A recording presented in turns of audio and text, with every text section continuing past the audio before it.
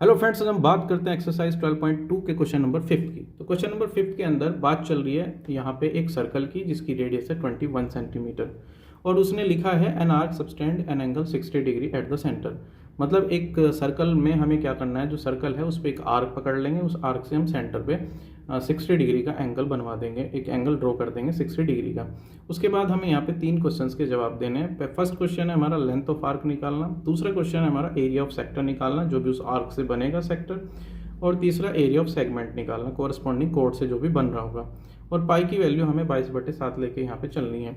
तो हमने पिछली क्लासेस में ये डिस्कस किया था कि आर्क क्या होता है। कोई भी सर्कल लो, उसका एक छोटा सा पार्ट हम काट लेंगे, वही उसका हम आर्क बोलेंगे। तो यहाँ पे हमने इस सर्कल पे ए और बी ये 2 पॉइंट लिए हैं। इन दोनों पॉइंट्स को हम यहाँ से यहाँ तक, ये अगर हम ऐसे चलते हैं तो हम इसको बोल देंगे आर्क। अब ये जो आर्क है इसके एंड पॉइंट को हम सेंटर से ज्वाइन करा देते हैं। तो ये एक एंगल यहाँ पे बन रहा है। ये एंगल यहाँ पे गिवन है कि ये 60 डिग्री का एंगल क्वेश्चन में उसने गिवन दिया है। यहाँ पे लिखा है 60 डिग्री एट द सेंटर।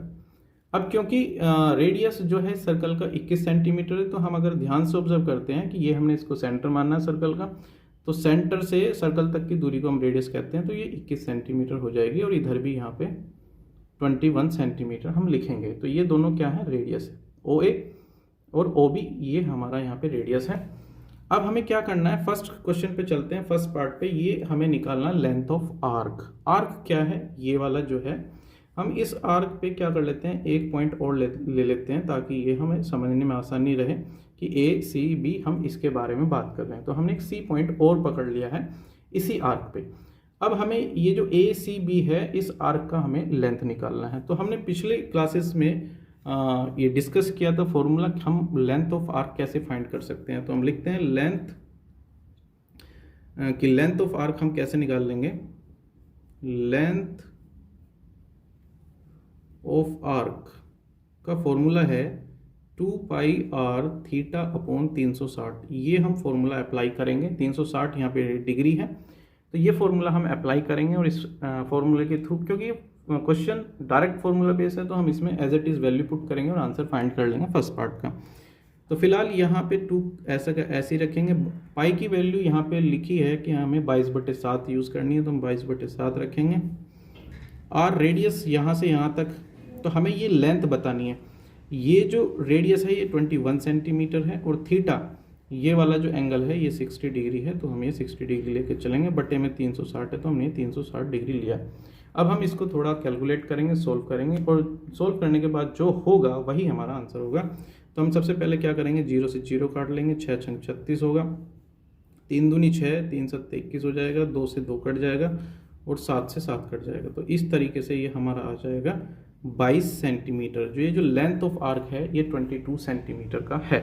तो ये तो हमारा हुआ फर्स्ट पार्ट का आंसर कि हमने फर्स्ट पार्ट को कैसे सोल्व किया। अब हम बात करते हैं सेकंड पार्ट की। तो यहाँ पे सेकंड पार्ट में लिखा है एरिया ऑफ सेक्टर। अब हमें क्या करना है, सेक्टर का एरिया फाइंड करना है। तो सेक्टर हमने पिछली क्लास में भी डिस्कस किया था कि सेक्टर क्या होता है।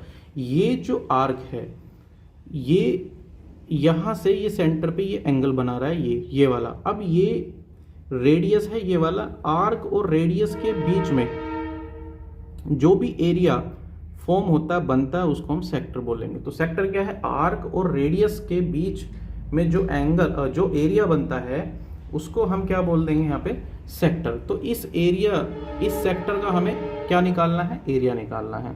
तो हम बात करते हैं अब पार्ट सेकंड की। तो हमें एरिया ऑफ सेक्टर यहाँ पे निकालना। सेक्टर कौन सा, सेक्टर को थोड़ा हम नाम दे देते हैं ताकि हमें समझ में आए हम किस सेक्टर के बारे में बात कर रहे हैं। तो सेक्टर हमारा ओ ए सी बी, ये सेक्टर है ओ ए सी बी। हम चाहते हैं इस सेक्टर का एरिया फाइंड करना। तो ये फॉर्मूला है, हम इसको फॉर्मूले के थ्रू सॉल्व करेंगे। डायरेक्ट फॉर्मूला बेस्ड क्वेश्चन है, तो हम यहाँ पे ये फॉर्मूला अप्लाई करेंगे, pi R square theta upon 360। Formula base है डायरेक्ट। हम इसमें क्या करेंगे, as it is value put करेंगे। पाई की वैल्यू 22/7 है, आर की वैल्यू यहाँ पे 21 है। क्योंकि स्क्वायर है तो हम 2 बार लिख देंगे। और यहाँ पे एंगल सेंटर पे जो बन रहा है, सेंटर का एंगल ही लेना होता है थीटा, ये 60 डिग्री है। डिवाइड करना है 360 से। अब हम इसको थोड़ा कैलकुलेट करते हैं, सोल्व करते हैं, और जो आएगा वो हमारा सेकंड पार्ट का आंसर होगा। 0 से 0 काट लेते हैं, 6 छंग 36 हो जाएगा। 3 दूनी 6 और 3 सत्ते 21, 7 से 7 कट जाएगा, 2 से ही कट जाएगा, तो ये 11। अब हमें क्या करना है, 11 और 21 की मल्टीप्लाई करनी है, वही हमारा आंसर हो जाएगा 11 और 21। तो ये आ जाएगा 11 एकम 11, 1 हासिल, 11 दूनी 22 और 1 23। तो क्योंकि ये एरिया है तो हम इसको लिखेंगे सेंटीमीटर स्क्वायर। यहाँ पे रेडियस है सेंटीमीटर में, तो ये जो एरिया आएगा सेंटीमीटर स्क्वायर हमें लिखना पड़ेगा, क्योंकि एरिया की यूनिट होती है स्क्वायर में, तो हमने यहाँ पे लिखा सेंटीमीटर स्क्वायर। तो ये हमारा हुआ सेकंड पार्ट। अब हम चलते हैं थर्ड पार्ट की तरफ कि हम थर्ड पार्ट को कैसे सोल्व करेंगे। हमारा थर्ड पार्ट है area of segment form by the corresponding code. हमें क्या करना है कि सेगमेंट का एरिया फाइंड करना है जो बनता है कोरस्पॉन्डिंग कोड से। कोरस्पॉन्डिंग कोड कौन सी होगी, हमारा ये आर्क है ACB, तो हम क्या करेंगे, इस आर्क के जो एंड पॉइंट है उसको डायरेक्ट ऐसे ज्वाइन करा देंगे, तो ये हम इसका कोरस्पॉन्डिंग कोड कहेंगे। कोड क्या होता है, सर्कल पे कोई भी 2 पॉइंट को अगर हम डायरेक्ट ज्वाइन करा देते हैं, ऐसे ज्वाइन करा देते हैं, तो उससे जो बनता है वो कोड बनता है। तो इस कोड और आर्क के बीच का जो एरिया होता है उसको हम बोलते हैं सेगमेंट। तो हमें ये वाला एरिया फाइंड करना है, यहाँ पे सेगमेंट का एरिया फाइंड करना है, तो हम इसको लिखते हैं। तो अब ये दिमाग लगाएंगे हम कि कैसे हम इस एरिया को फाइंड कर सकते हैं। हमें पता है इस सेक्टर का एरिया हम पहले से ही जानते हैं, ये हमने निकाल के रखा है। ये जो सेक्टर है OACB, ये यहाँ से यहाँ तक का ये जो पूरा सेक्टर है इसका एरिया हमें पता है। अगर हम इस ट्रायंगल के एरिया को माइनस कर दें सेक्टर के एरिया में से, सेक्टर के एरिया में से, तो हम ये सेगमेंट का एरिया फाइंड कर सकते हैं। तो हम यहाँ पे लिखते हैं कि एरिया ऑफ सेगमेंट हम कैसे फाइंड करेंगे, एरिया ऑफ सेगमेंट, सेगमेंट कौन सा, ACB, ये वाला जो है ACB, ये सेगमेंट है हमारे पास, ये इसका एरिया हम फाइंड करना चाहते हैं। तो इसका एरिया हम कैसे फाइंड कर सकते हैं, तो ये हम लिखेंगे area of sector, area of sector में से हम, एरिया ऑफ सेक्टर कौन सा, OACB, इस सेक्टर में से OACB में से माइनस कर देंगे एरिया ऑफ ट्रायंगल OAB। ये जो ट्रायंगल है इसके एरिया को अगर हम माइनस कर देते हैं तो ये ACB जो सेक्टर है हमारा, इसका एरिया आ जाएगा। बट प्रॉब्लम ये है कि हमारे पास इस ट्रायंगल का एरिया नहीं पता, वरना एरिया ऑफ सेक्टर तो हमने निकाल लिया है 231 सेंटीमीटर स्क्वायर, ये हमारा आ चुका है। एरिया ऑफ सेक्टर हम पहले से निकाल चुके हैं कि OACB जो सेक्टर है उसका एरिया है 231 सेंटीमीटर स्क्वायर। बट प्रॉब्लम यहाँ पे आ रही है कि हम ट्रायंगल का एरिया कैसे, मेन बात ये है अगर हमें ट्रायंगल का एरिया पता लग जाए, ये जो ट्रायंगल है इसका एरिया अगर हम निकाल लें, तो फिर हम इस सेक्टर के एरिया में से 231 में से माइनस कर देंगे इस ट्रायंगल के एरिया को, और वही हमारा आंसर हो जाएगा। अब हम समझते हैं कि ये ट्रायंगल का एरिया हम कैसे फाइंड कर सकते हैं। मान लेते हैं हम इस ट्रायंगल को बाहर निकाल के रख लेते हैं, तो ये है हमारा वो ट्रायंगल, हम चाहते हैं इसका एरिया फाइंड करना। ये इसके वर्टेक्स हैं OAB, यहाँ पे एंगल है 60 का, ये 21 सेंटीमीटर है और ये भी 21 सेंटीमीटर है।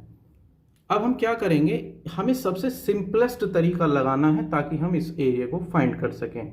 तो हम क्या करते हैं, यहाँ पे इस एंगल को मान लेते हैं ये x है, और ये एंगल, अगर ये एंगल x है तो फिर ये एंगल भी x हो जाएगा। ये हमने 9th क्लास में पढ़ा होगा, सीखा होगा कि अगर किसी भी ट्रायंगल की 2 साइडें इक्वल होती हैं तो उनके अपोजिट के जो एंगल होते हैं वो भी बराबर हो जाते हैं। जैसे कि ये साइड और ये साइड बराबर हैं, इसमें ये 21 सेंटीमीटर की है, ये भी 21 सेंटीमीटर की है, तो इसके अपोजिट एंगल ये है और इसके अपोजिट एंगल ये है। अगर ये x है तो फिर ये भी x हो जाएगा, तो हम यहाँ से x रख सकते हैं, दोनों एंगल इक्वल हैं। अब हमें पता है किसी भी ट्रायंगल में तीनों एंगलों का जोड़ 180 डिग्री होता है। तो हम इस ट्रायंगल की बात कर रहे हैं, इन ट्रायंगल OAB, इस ट्रायंगल की बात कर रहे हैं, तो यहाँ पे एंगल्स, ये जो है angle O plus angle X plus angle ये जो X है, इन तीनों एंगलों का जोड़ यहाँ पे क्या हो जाएगा, ये 180 हो जाएगा। इन तीनों एंगलों का जोड़ क्या होगा, किसी भी ट्रायंगल के तीनों एंगलों का जोड़ होता है 180 डिग्री। तो एंगल O हमें पता है ये 60 डिग्री है, और एंगल X हमें नहीं पता, और एंगल X ये हमें नहीं पता है, तो बराबर में रखेंगे हम 180 डिग्री। तो यहाँ x जुड़ जाएगा तो ये 2 एंगल x हो जाएगा, बराबर में हो जाएगा ये 180 डिग्री। उठा के इसको इधर कर देंगे तो ये -60 डिग्री और रख लेंगे साइड में। तो ये 2 एंगल x बराबर, इसमें से ये घटाएंगे तो 120 आ जाएगा, और एंगल x की वैल्यू निकालने के लिए 120 को हम 2 से डिवाइड कर देंगे तो ये 60 आ जाएगा। तो एंगल x की ये जो एंगल a है, जो वैल्यू हमने x ली है, ये जो x की वैल्यू है ये 60 डिग्री है। तो यहाँ पे ये 60 डिग्री का एंगल है और ये भी 60 डिग्री का एंगल हुआ फिर तो, क्योंकि ये दोनों एंगल बराबर है। तो इस हिसाब से हमें पता लगा कि ये जो ट्रायंगल है OAB जो ट्रायंगल है ये इक्विलेटरल ट्रायंगल है। मतलब इक्विलेटरल का क्या मतलब है कि इसकी तीनों साइडें बराबर हैं। अगर ये 21 है, ये 21 है, फिर तो ये भी 21 है। कैसे पता लगा? क्योंकि इन तीनों ये जो तीनों एंगल हैं ये बराबर हैं। किसी भी ट्रायंगल के अगर तीनों एंगल बराबर होते हैं तो वो इक्विलेटरल एंगल हो जाता है। या फिर हम ऐसे कहें कि अगर तीनों एंगल बराबर होते हैं तो फिर तीनों साइड भी इक्वल हो जाती है। इक्विलेटरल ट्रायंगल की यही पहचान है कि उसकी तीनों साइड बराबर होती है और तीनों एंगल भी बराबर होते हैं। तो यहाँ पे तीनों एंगल बराबर आ गए तो इसका मतलब है तीनों साइड भी इक्वल होंगी। ये 21 है, ये 21 है, तो ये भी 21 हो जाएगा। अब हमें ये पता लग गया है कि ये इक्विलेटरल ट्रायंगल है। तो इक्विलेटरल ट्रायंगल का हम एरिया निकाल सकते हैं। Area of equilateral